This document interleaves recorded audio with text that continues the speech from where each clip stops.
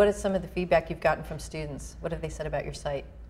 Mostly they come out and they tell us, wow, our school really needs this, you know, and then they tell us some crazy story that either they've experienced or... What's an example of a couple crazy stories? Oh, I got a good one for you. All right.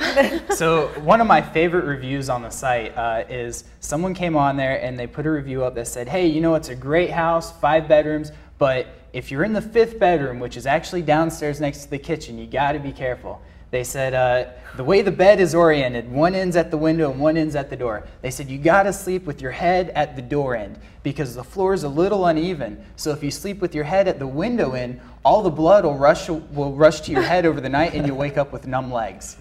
Oh my God. Yeah. I thought that was one of the funniest stories ever. Like, how would you ever find out that sort of information, you know, anywhere else?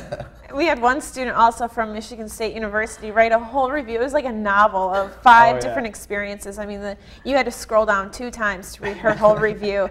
And it's students on one place that she lived? On one apartment. And I mean, stories about how a student from upstairs jumped down onto her balcony and it was loud thud, a very dramatic review. And we've actually started to recruit some of the students that write reviews like that to contribute to our blog that we have as well. In our blog, we try to contribute helpful articles for students, for landlords, for college campuses, and some completely unrelated blogs as well.